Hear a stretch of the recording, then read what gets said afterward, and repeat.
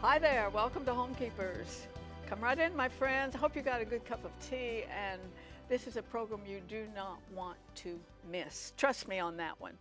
But let me find out how you're doing today. You know, we produce this program in Central Florida, and this is the month of May, and it has been 90, 92 degrees already. But it's beautiful. Florida's a beautiful place, and a lot of you have visited. And of course, we have a lot of regular viewers here in Florida. So I hope wherever you are that you're enjoying some good weather. It's been a little bit crazy this year, and pray that there are no more destructive tornadoes out there. And we just want you to know we appreciate you, and so many of you donate to the program on a monthly basis, and I'd like to wrap my arms around you because we couldn't do it without you. As I said a while ago, you are very fortunate to tune into this program today because I've been looking forward to meeting this guest for a long time. He's from California. His name is David Kline, and he has a wonderful book. This is a page turner, let me tell you. I have read it. Walk by Faith. And David was 17 years old when he did a big dive into a lake, and his neck broke, and he's been paraplegic ever since. And it's just the most amazing story of God's grace and mercy and what he has become. You will never believe, but he's a coach in a high school.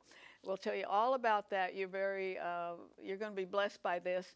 And when you understand, he's gone into great detail in here on the life of a paraplegic, what they go through, the caregivers and all. It's going to make you very, very, very thankful for your health and a body that moves. So he'll be here in just a few minutes after I join Stephanie to make a veggie chowder. We kind of like to find recipes for you that are kind of quick and easy, but healthy, because we kind of know that most people are on a very, very fast, tight schedule. And so we can put this together in no time. And I want to remind you that we are viewer supported, and the information's on your screen.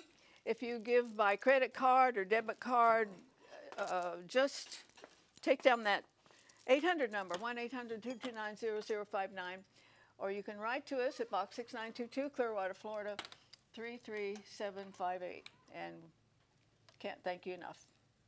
Really do appreciate it. Yesterday I had a friend come by when I was minister of music at Central Christian Church. That's the most wonderful people in the world. I was there 5 years. And after all these years, they came by to give a gift to Homekeepers. Oh, how nice. Yes, yes. Very nice. Thank you. So, all right, this looks... Okay, so veggie chowder. Now, I'm telling you, she already mentioned the heat. This weekend, it's supposed to almost reach 100. So while soup is not on the menu anytime soon, this is a great one for your recipe library. Just put it away and get you something with ice in it. Yeah, like we're doing salads and stuff at home right now and cooking on the grill. I'm not even turning the oven on because it's just too hot. Okay, so I have 2 potatoes that we've parboiled. You don't have to parboil them. You can, if you have time. We're just trying to rush because we have an amazing guest to get to. Okay, so yes, we've been anxiously waiting for David. Let me tell you, Arthelene has been talking about him for weeks. So well, I'm if you read his book, he's here. And I have 2 cups of broth, and you're not going to get any easier than this. Okay. No. I've got onions. Do you know what fascinated me with this? And carrots. Evaporated milk. It gives it a creamy.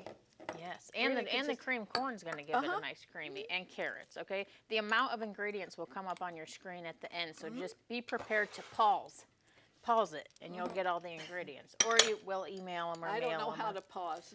You don't know where your pause button is? It's sad. I still write out checks and mail them. And my telephone, my cell phone hates me, and I hate it. So it's mutual thing. I don't know if it's the cell phone or the user. What? No. Okay, we're going to do a little pepper. I'm letting this just cook up real quick. Could you teach me? My daughter gets a little bit impatient. I could teach. Well, she's tried to teach me. What, your remote or your phone? My phone. Okay. No, I can't. I think she thinks I don't have a teachable spirit. I work for Bob DeAndre, okay, and that is plenty. That so is you have to plenty teach for him? me to teach. I can't do anyone else. I'm so sorry. Yes, that's the president, founder of the network. He'll and she come, has he's to like, my teach phone, him. he'll be in there playing on his phone and playing and playing and playing, and then he'll go, my phone's not working. I'm like, I'm sure it's not. What have you pushed? I didn't push anything. Okay. Okay, cream corn, a can of cream corn, which is going to add a nice sweetness. Gotta say, this has some interesting ingredients Now, in oh, let me tell you also, it's supposed to have mushrooms in it. Okay, our mushrooms were not good. They went I know, and bad. there weren't any So good we ones in got rid this. of them, and we're not good putting any in. They weren't good in the store either. Yeah, and then a can of evaporated milk. Now that needs to hang out for a while. This but needs we'll to take a little cook for a taste lot of it. longer. And then cheese. Let me have the cheese. We got to put the cheesy goodness in it. And then the little special addition on the top is going to be bacon bits. So give me just a minute. I've got this cranked up on high. I think most people would agree that it's an interesting bunch of ingredients. Yeah, I would probably put salt. It doesn't call for salt. I would probably put a little salt in it myself. You want to throw that away for me? Yeah. Thank you. Okay. 1 minute, and then we're getting to an amazing guest, and I can't wait. Okay. This is not even going to be warm, probably. Do you want to taste it? Yeah. Okay. Yep. Put a little bacon. Taste it and fake bacon it, bit, right? Bacon bits. Bacon bits. Yeah. Pretend Okay. it's really warm and yummy.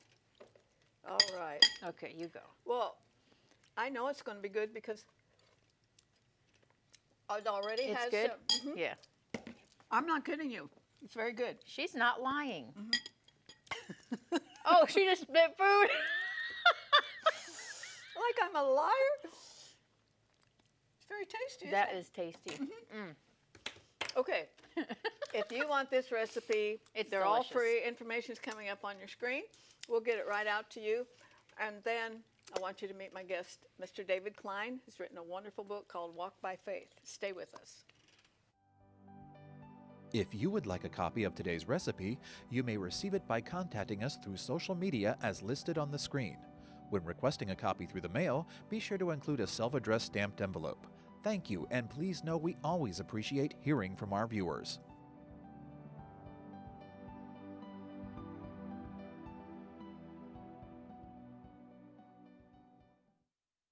All right, it's a pleasure of mine to welcome to Homekeepers, Mr. David Kline. Thank you. Hi. You know, this has been on the books for a while, so I'm glad to see you. Nice to be here. Yes.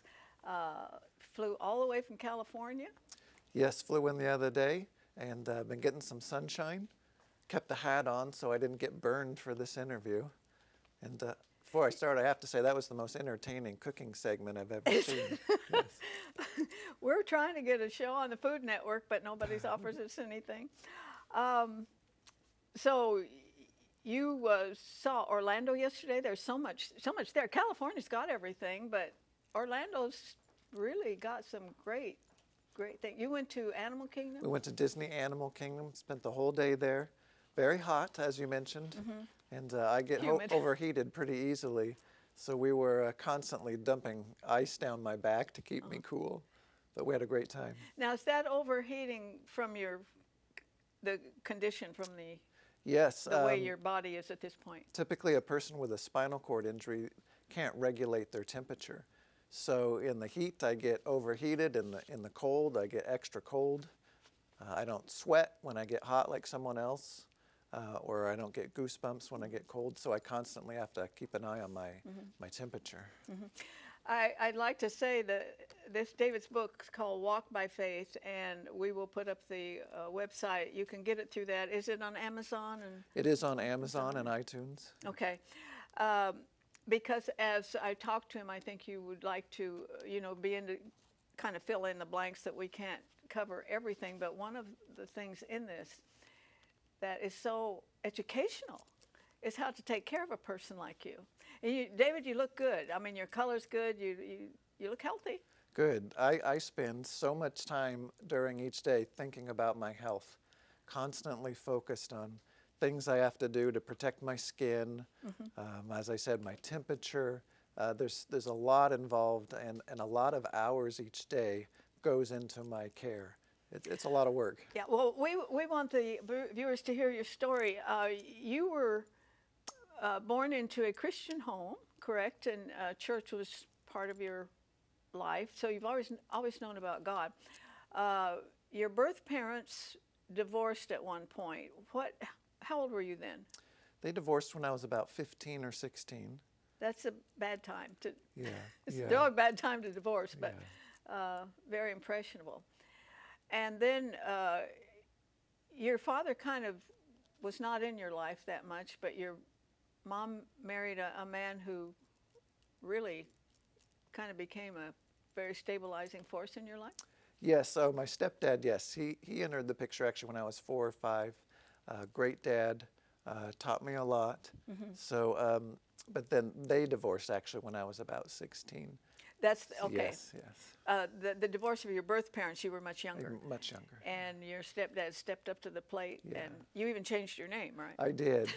Yeah, when I was 6 years old, I don't even remember why. I just told my mom, yeah, I've changed my name, and I stuck with it and made her stick with it too. Reading your book, everything good. You were good in school, and quite an athlete. Won a lot of awards. What were the games you liked the most? I loved sports. I ran track, played basketball. My favorite was soccer. I played that for 11 seasons. Was fortunate enough to be on winning teams 10 of those seasons. I traveled to England to play on a team, and I was fully thinking I would be playing in college. I had received a couple offers when I was a sophomore in high school to go and play for a couple colleges back east. So I really thought that was where I was headed. I thought maybe even that was a ministry God would want to put me in and use me. But as you mentioned, I was also into school and choir. Did you get good grades? I was on honor roll every year, and I did student government. Music? I played piano. I was in the choir and did community What's not theater. to love? I was really active and just thought life was great and that I was really on the road to something good. But things don't always go the way we plan. It was, up to that point, it was just the kind of life, wholesome and, good, stable home, basically, to that point. So tell us, were you 15 or 17 when this happened? I was 17, and as you mentioned, yes, it was a real great family. When I look at my childhood, I wouldn't really want to change much, and I had great friends. We all were a group of Christian kids. We never got into trouble. We had a great time, but just made good decisions and did Bible studies in church. So well-grounded, and I'm really thankful that God got a hold of me so young. And your story is very familiar or similar to Johnny Erickson's. I think and so. Johnny Erickson taught so much of the Christian world knows her. She wrote the foreword to this book. So you were at a lake, right? It was a lake I was familiar with. It was in my hometown. I'd been there before. It was a hot summer day. I was up on shore babysitting my 2 younger brothers. One of them from the water called up to me to swim with him. So I still remember setting my watch down next to my shoes on my towel and running down the sand, down the beach, into the water. I got near him and dove in. It's something people do all the time. But somehow I hit my head on the sand under the water that instantly broke my neck, leaving me paralyzed just instantly. Do you remember that? Do you remember that moment? Did you know something was wrong? I do. A lot of people will black out, go unconscious. I stayed awake, and somehow I knew what had happened. I knew something traumatic had happened. And maybe that was because I had read Johnny Erickson's book, even as a teenager. I'd already read it. And so in that moment, underwater, my first thought was, well, God will heal me. And Are you kidding? That's that the was my first thing first you thought thought. of.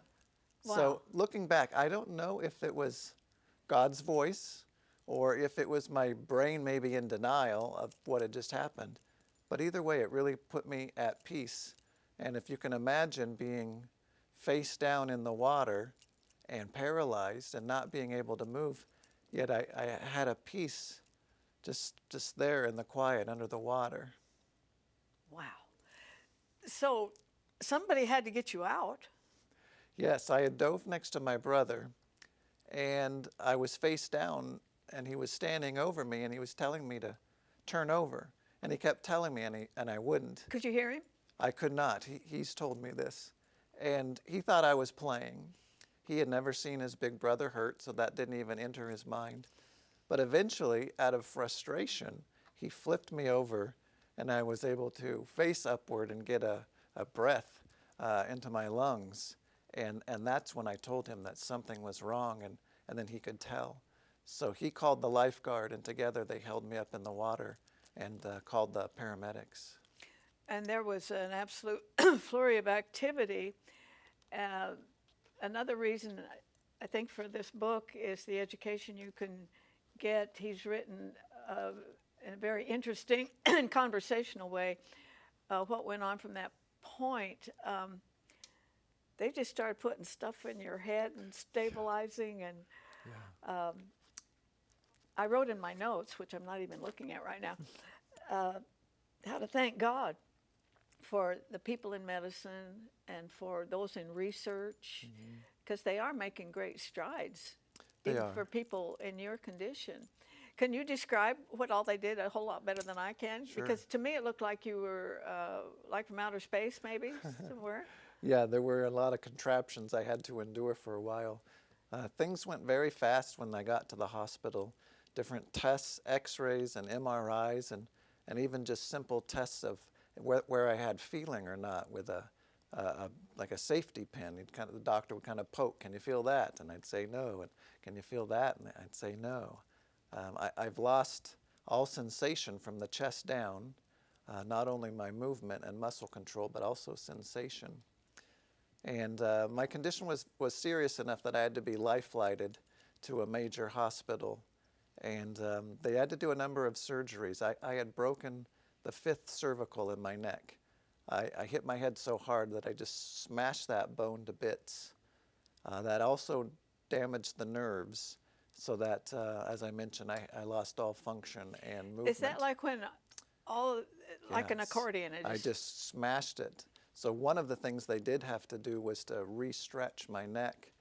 And they actually drilled 2 little holes in my head and hung weights off the head of the bed to re-stretch my neck before they could do a surgery on it. So that was that was my first day in the hospital. It was just go, go, go, poking and prodding and x-rays. And what was it going through your mind?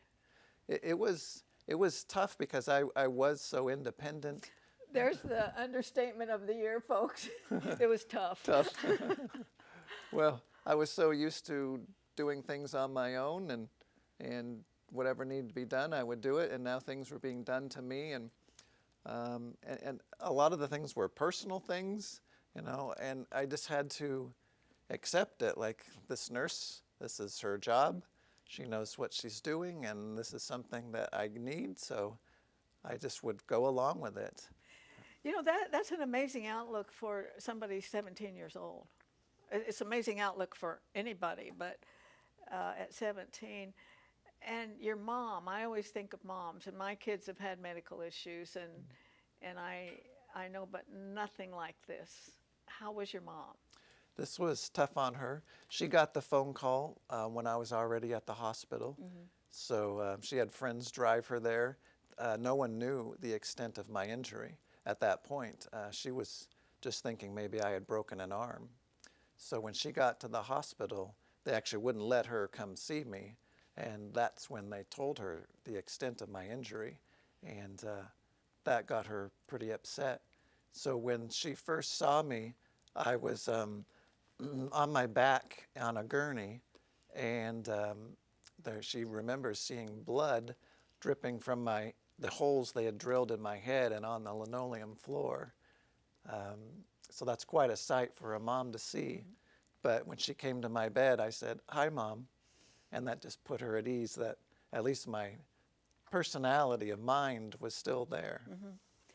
And then the rigors of getting you to the point you are today, which you're very, very, very productive. I think one of the only down things I read in the book was you told your mom you're not going to college. Yeah. And like a good mom, she said, "Oh, yes, you are." Yeah. I didn't know if I could handle it. When I did get out of the hospital, I did go back and finish my senior year of high school, and that was great.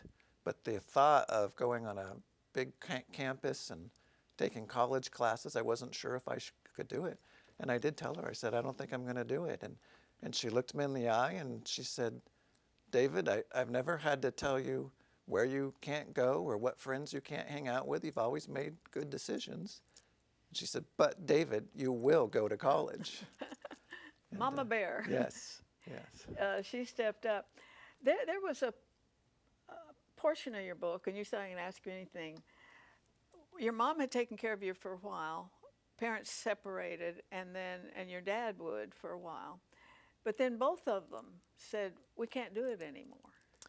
They both learned my care, but never were a caregiver.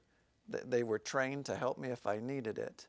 But there was a point when I couldn't stay at either parent's house. It just wouldn't work out anymore. And that was a tough time when my caregiver and I just went to one of my friends' houses for a week to figure out where I could live. And that's when I did finally go back to college. But that was a tough time because I was this 18-year-old kid and fresh spinal cord injury. But I got through that one too, thank God. You did indeed. Was there a spiritual thing you had to work through there? You know, bitterness comes to mind.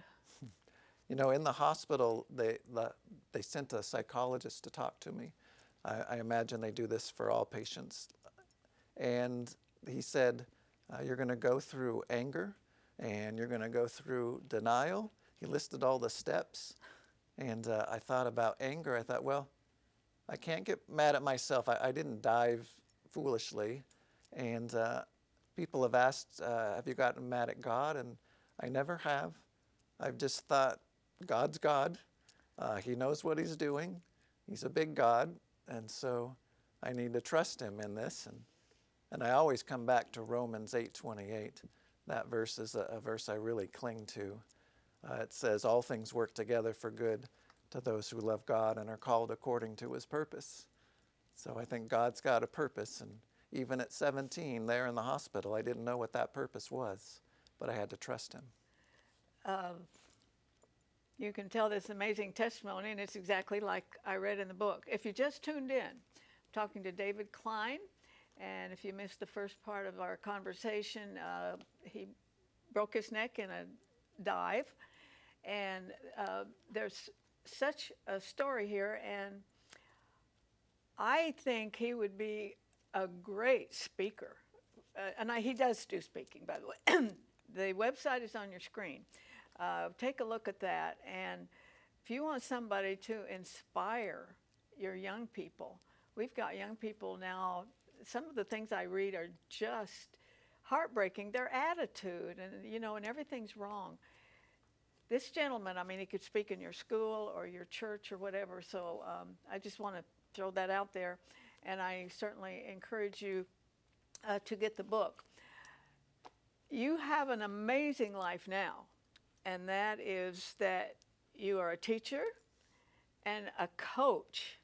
Are you just shocked? I mean, when I read you're a soccer coach, I thought, oh, come on now. But you are. Well, when the idea was approached to me, it did catch me off guard.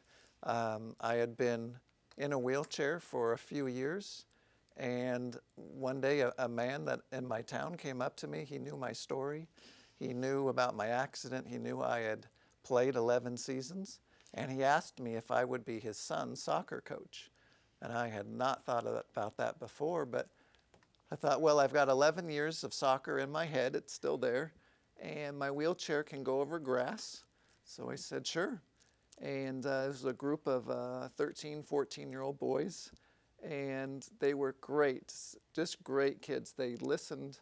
They were very respectful. They didn't seem bummed to have a coach who was in a wheelchair. And we'd go out there on the field, and I'd tell them what drills to do, and they would do it. And then at our games, you know, I imagine the opposing coach thinking, oh, the other coach is in a wheelchair. We've got this game. And we had a winning season. It was great, and I went on to coach those same boys for a few years. I'm not coaching currently. I do miss it, but that was really great to be out there again. Yeah, I want to backtrack a little bit. When you went, because this happened kind of between your junior and senior year, you went back to high school for your senior year. Correct. I sure wish I had been there, because there's something about kids that age that I bet they gave you a welcome that could only be better in heaven. There were great welcome parties, and at that time I was in a manual wheelchair. So different friends would offer to push me to class, and then on weekends they'd take me out, you know, in the woods and trails and everywhere. They were great. Was the hardest thing really getting into college? And once you did, you knew it was the right thing, but that seemed to be kind of the only fear I read about in your book. It was a lot of work. Typing for me, I have some dexterity in my arms, but I can't use my fingers. So typing all the papers is one key at a time. I use the outside knuckle of my left hand and type one key at a time. That's how I typed the whole book. So No kidding. So everything school-related writing takes a very long time. It was a lot of work. Now, why couldn't we find somebody to do that for you? You know, there probably were people who would have been offering that, and there is the voice dictation, but I just kind of like to do it. Well, I get it, because I've done some writing, and you can't really translate that. Yeah. Let me tell you something. We're just about out of time. Would you stay here and I'll talk to you a little bit more? Sure, I'd love to. I know that this has been an inspiration to you, and there's so many more things that I want to talk to David about. It's a very complete story, but the overriding message here is the unmeasured grace of God, faithfulness of God, and just hearing him, you know God has a purpose in this. This is for his kingdom. What David is he's doing things for eternity. And so God knows exactly what he's doing. And so he's going to stay, and we're going to talk a little bit more, and you'll see him on the next program. Don't miss it. And don't ever forget there's no higher calling than that of a homekeeper. God bless you. If you should miss a Homekeepers program, you can catch up by going to www.ctnonline.com. Click on CTN Programs and then on Homekeepers.